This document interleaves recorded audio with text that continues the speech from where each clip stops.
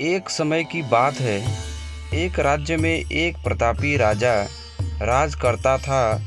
एक दिन उसके दरबार में एक विदेशी आगंतुक आया और उसने राजा को एक सुंदर पत्थर उपहार स्वरूप प्रदान किया। राजा वह पत्थर देखकर बहुत प्रसन्न हुआ। उसने उस पत्थर से भगवान विष्णु की प्रतिमा का निर्माण कर उसे राज्य के मंदिर में स्थापित करने का निर्णय लिया और प्रतिमा निर्माण का कार्य राज्य के महामंत्री को सौंप दिया। महामंत्री गांव के सर्वश्रेष्ठ मूर्तिकार के पास गया और उसे वह पत्थर देते हुए बोला, महाराज, मंदिर में भगवान विष्णु की प्रतिमा स्थापित करना चाहते हैं। 7 दिवस के भीतर इस पत्थर से भगवान विष्णु की प्रतिमा तैयार कर राजमहल पहुंचा देना। इसके लिए तुम्हें 50 स्वर्ण मुद्राएं दी जाएंगी।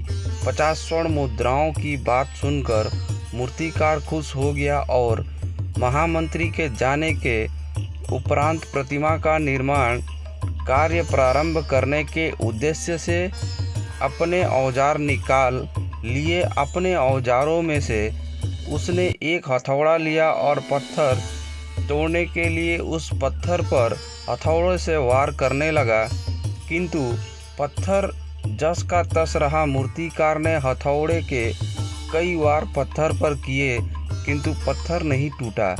50 बार प्रयास करने के उपरांत मूर्तिकार ने अंतिम बार प्रयास करने के उद्देश्य से हथौड़ा उठाया, किंतु यह सोचकर हथौड़े का प्रहार करने के पूर्व ही उसने हाथ खींच लिया कि जब 50 बार वार करने से पत्थर नहीं टूटा तो अब क्या टूटेगा।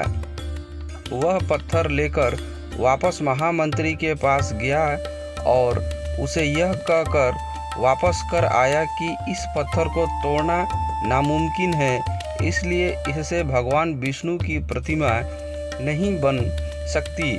महामंत्री को राजा का आदेश हर स्थिति में पूर्ण करना था, इसलिए उसने भगवान विष्णु की प्रतिमा निर्मित का कार्य गांव के एक साधारण मूर्तिकार को सौंप दिया। पत्थर लेकर मूर्तिकार ने महामंत्री के सामने ही उस पत्थर पर हथौड़े से प्रहार किया और वह पत्थर एक बार में ही टूट गया। पत्थर टूटने के बाद मूर्तिकार प्रतिमा बनाने में जुट गया। इधर महामंत्री सोचने लगा कि काश पहले मूर्तिकार ने एक अंतिम प्रयास किया होता तो सफल हो गया होता और 50 स्वर्ण मुद्राओं का हकदार बन